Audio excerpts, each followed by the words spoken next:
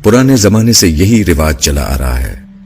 इधर घर में चूंटियां नजर आईं और उधर बड़ी बूढ़ियों ने मुट्ठी भर आटा कोनों में डाल दिया। चूंटियों से भी निजात और सदक़े की नेकी मुफ्त में। अब्बा हंसने लगे तो खातून के चेहरे पर भी मुस्कुराहट आ गई। चले मैं भी फिर आटा ही ट्राई कर लेती हूं। वो कुछ सोचते हुए कूपेक्स पाउडर वहीं काउंटर पर रखकर वापसी के लिए मुड़ गईं और सत्तार भाई ने अब्बा को खश्मगीन निगाहों से देखते हुए काली मिर्चों को तोलना शुरू कर दिया। अब्बा, तुमने सत्तार भाई की दुकानदारी खराब कर दी।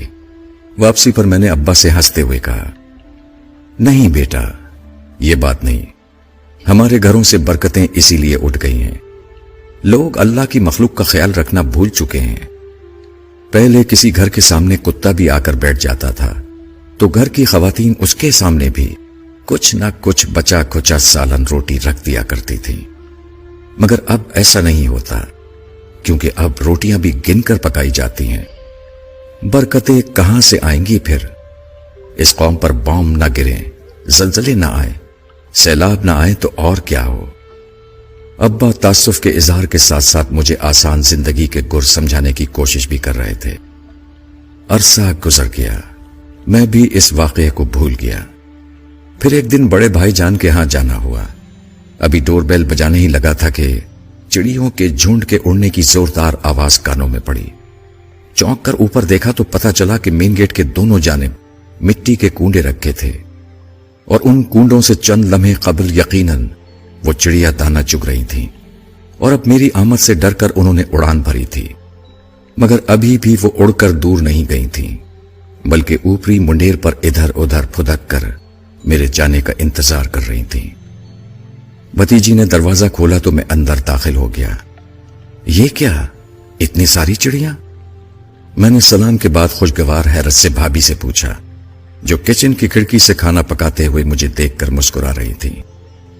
तुम्हारे भाईजान ने रखे हैं ये कूंडे लाकर चिड़ियों के दाने के लिए? वो मायने खेज अंदाज में बड़ी भतीजी को देखकर मुस्कुराई तो मुझे अचंभा सा महसूस हुआ। शाम को भाईजान आए तो मुझसे रहा ना किया। भाईजान, ये चिड़ियों के लिए दाना रखने की कोई खास वजह है क्या? नहीं, बस ऐसे ही। अच्छा होता है, सदका देते रहना चाहिए। भाईजान ने आहिस्ता से समझाया, ये बहुत जरूरी होता है, खुसूसन जिस घर में बेटियां हों।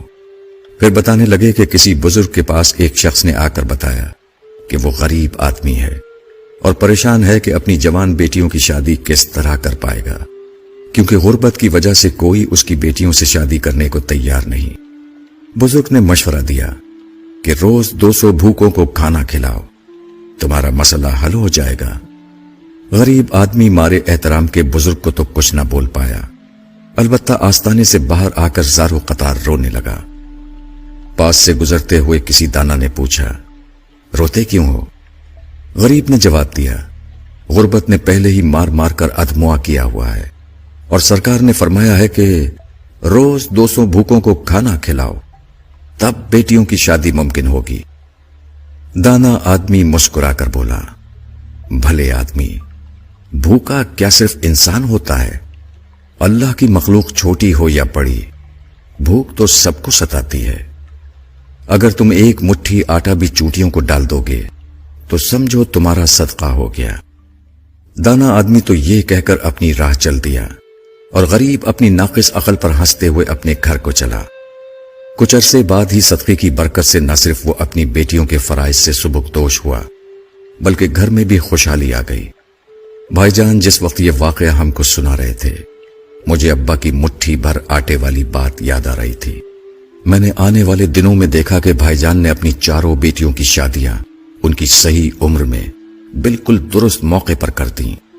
शायद इसीलिए जब मैंने अपना घर लिया तो सबसे पहले अपने दरवाजे के पास चिड़ियों के लिए दाना रख दिया। कई बार घर बदला, हर बार ये चिड़िया, कबूतर और कव्वे मेरे रिस्क की आसानियों का सबब बनते रहे। बीमारियां भी आईं, परेशानियों ने भी घेरा तंग करने की कोशिश की, मगर हमेशा ये परिंदे मुझे आसरा देते रहे।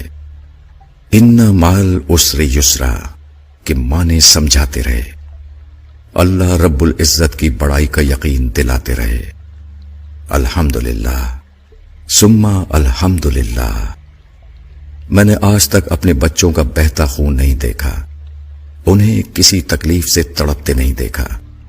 ایک وقت ایسا بھی آیا جب میرے گھر کا سب سے بڑا مسئلہ یہ تھا کہ ہماری مرغی کڑک ہو جانے کے باوجود انڈوں پر کیوں نہیں بیٹھ رہی ہے، اور یہ وہ دور تھا جب میرا گھر کبوتروں والا گھر کے نام سے مشہور ہو چکا تھا۔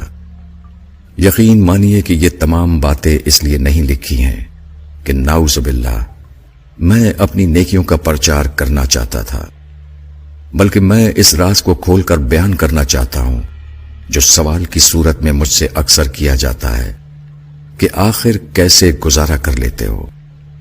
ہم سے تو نہیں ہوتا۔